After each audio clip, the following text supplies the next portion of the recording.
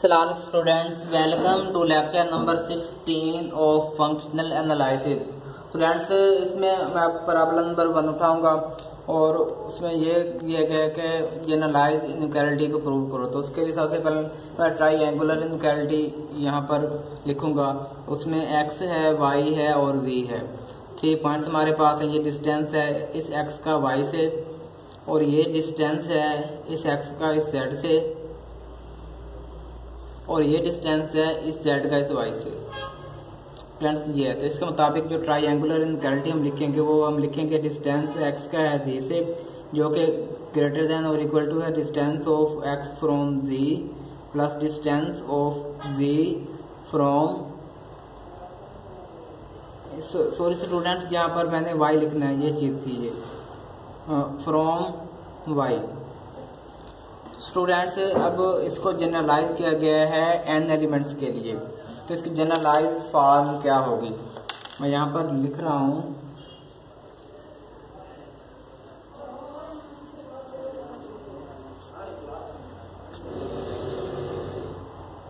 Generalised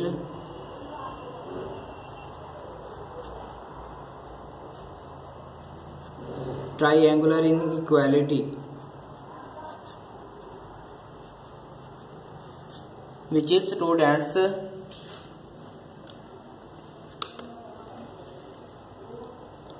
distance of x1 from xn है ये वाली, और ये हम लिखेंगे ग्रेटर देन लेस देन और इक्वल टू है distance of x1 from x2 plus distance of x2 then from x2 to x3 plus plus है on to plus on to then distance of second last term from last term, यूं लिखना है।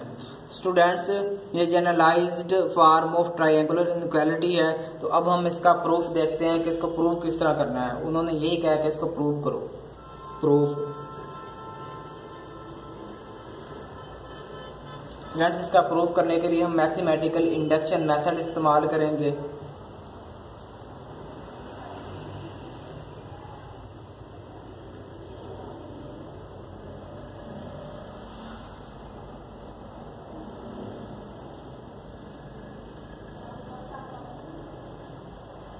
Bye mathematical induction method students, इसके लिए हम पहले suppose करेंगे कि n इज इक्वल टू 1। मैं यहाँ पर करता हूँ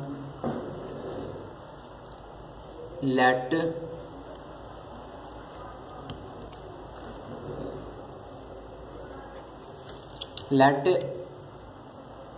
n is equal to 1। Then students क्या होगा कि डिस्टेंस हम लेंगे। स्टूडेंट्स हम यहाँ 1 सपोज नहीं कर सकते, क्यों? क्योंकि हम यहाँ एटलीस्ट 3 पॉइंट्स ले लेते हैं, नहीं तो ट्राइएंगल ही नहीं बनेगी। तो x1 का हम डिस्टेंस लेंगे x3 से, ये लेस देन और इक्वल टू होगा distance of x1 from x2 plus distance of, फिर इसका डिस्टेंस x3 से लास्ट पॉइंट से, ये हो गया। स्टूडेंट्स विच इज ट्रू, ये ट्रू हो गया। अब हम करेंगे कि let n is equal to k। अब हम k सपोज कर लेंगे n की जगह। तो डिस्टेंस ऑफ x1 फ्रॉम, कोई k टर्म है, k टर्म से कोई भी इसमें होगी k टर्म, इनमें कहीं k टर्म पड़ी होगी बीच में। स्टूडेंट्स फिर ये लेस देन और equal to distance of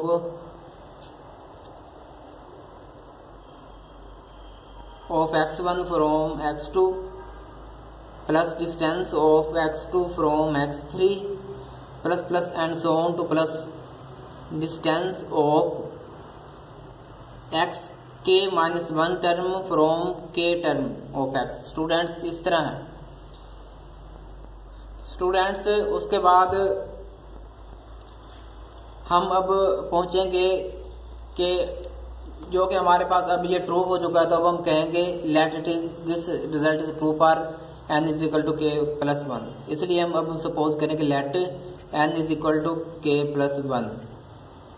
friends फिर ये होगा distance of x1 from k ये 1 था।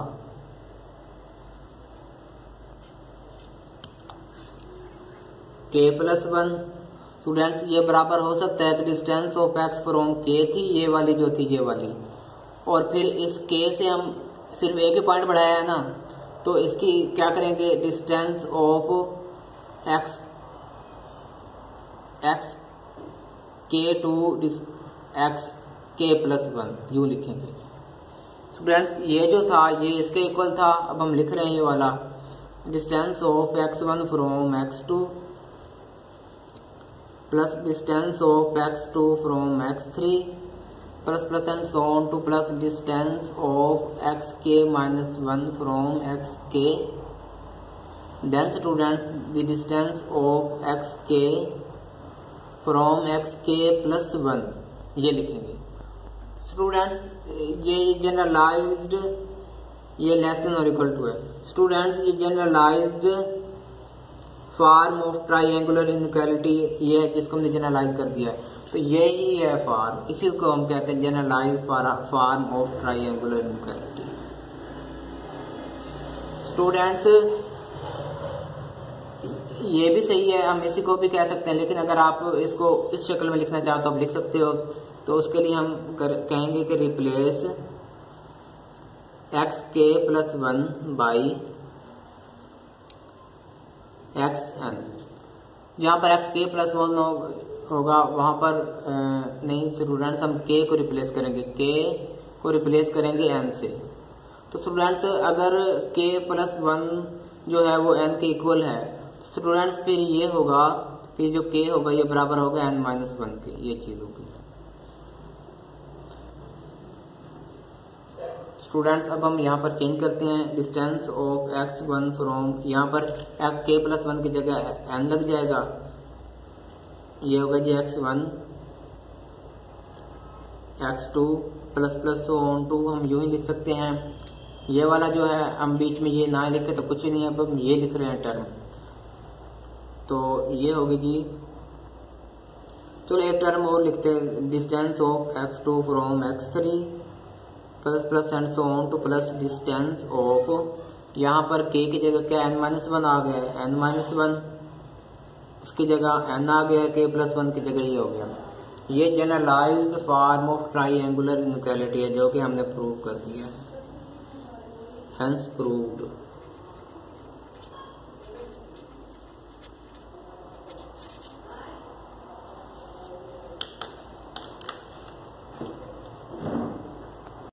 तो स्टूडेंट्स अब हम ऐसे करेंगे, हम एक और यहाँ पर प्रॉब्लम कर लेते हैं, वो हमारे पास है प्रॉब्लम नंबर 12।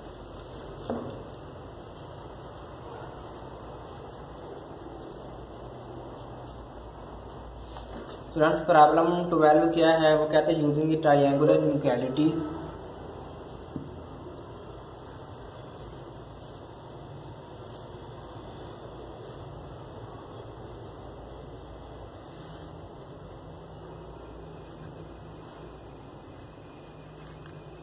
शो दैट, क्या हमने शो करना है, कह रहा था कि ट्राइंगुलर इनइक्वालिटी का यूज़ करके ये हमें शो करवा दें कि ये distance of x from y plus distance of z from w, इसका अगर मॉडुलस हो तो ये लेस देन और इक्वल टू होगा distance of xz plus distance of yw। Students हमने अब ये प्रूव करना है। स्टूडेंट्स फिर इसको प्रूव करने के लिए हम कोशिश करते हैं कि प्रूफ किस तरह हो। यहाँ पर मैं लिख रहा हूँ प्रूफ। फ्रेंड्स इसको प्रूव करने के लिए आपको मैं आसान सा मेथड बता देता हूँ। आपने ऐसे करना है, सबसे पहले यहाँ पर एक्स वाई लिखा हुआ है, आपने जो डिस्टेंस लेनी है वो आपने एक्स वाई लेनी है, ठीक है। और उसके बाद आपने इसको लिखना है लेस देन और इक्वल टू। अब आपने यहाँ पर देख लेना किस तरह से रिलेशन बनाया गया है, एक एक्स जेड है, दूसरा वाई डब्ल्यू है। मतलब अब हम एक्स से तो शुरू करेंगे, ये डिस्टेंस ऑफ एक्स है, तो यहाँ पर हमने क्या करना है कि यहाँ पर हमने y नहीं लिखना, सिर्फ ये करना है कि y को इसके साथ नहीं लिखना, क्योंकि ये तो पहले दिया गया है। तो मैं फिर ऐसे करूँगा, अब पहले तो हम ये सपोज करेंगे कि let x y z and w belong to x where x d is matrix space. ये मैट्रिक्स स्पेस पहले हम इसको सपोज करेंगे। और स्टूडेंट्स आप यहाँ पर देखो तो यहाँ पर एक्स वाई है, तो यहाँ पर लेस देन और इक्वल टू एक्स तो हमने लिख दिया। तो उसके बाद हमें आप यहाँ से देख लो कि एक्स के साथ हमें क्या चाहिए, एक्स के साथ हमें जी चाहिए।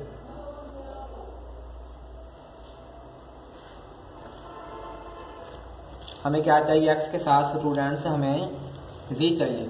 स्टूडेंट्स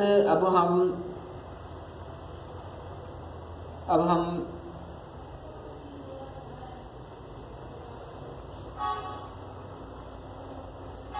यूँ करेंगे कि इसके साथ जी लिखेंगे, एक्स के साथ जी लिखेंगे और फिर प्लस इसका जो डिस्टेंस जी का फिर हम डब्ल्यू तक लेंगे। ये डब्ल्यू, इसमें डब्ल्यू इन्वॉल्व है, डब्ल्यू तक लेंगे और फिर आखिर पे हमने आखिर पे y लेके आना है, plus distance of w from y। हम इसको यूँ लिख सकते हैं। तो फ्रेंड्स अब आप ये देखें कि यहाँ पर हमें क्या चाहिए, एक एक्स वाई तो हमारे पास है, यहाँ पर हमें z और w चाहिए। हम z और w इधर उठा के लेके आएंगे। तो distance of x from y minus हो गया, ये distance of z from w यहाँ पर आ गया, लेस देन और इक्वल टू ये रह गया यहाँ पर distance of x from z plus distance of w from y। Let's you लिखेंगे। तो उसके बाद हमने करना क्या है, हमने ये देखना है कि ये तो हमारे पास यहाँ पर आ गया। अब ये जो है ये हमें एक्स जेड ये भी ठीक है, लेकिन ये हमें यहाँ पर वाई डब्ल्यू चाहिए, लेकिन ये डब्ल्यू वाई ये क्योंकि हमारे पास मैट्रिक्स स्पेस थी तो यहाँ पर ये प्रॉपर्टी यूज़ करते हैं हम इसकी सिमेट्री कर सकते हैं कि ये इसको वाई डब्ल्यू कर सकते हैं। तो distance of x Y minus distance of Z W is less than और equal to distance of X Z plus distance of Y W by symmetric property of metric space of metric. तो ये यहाँ पर लिख दें by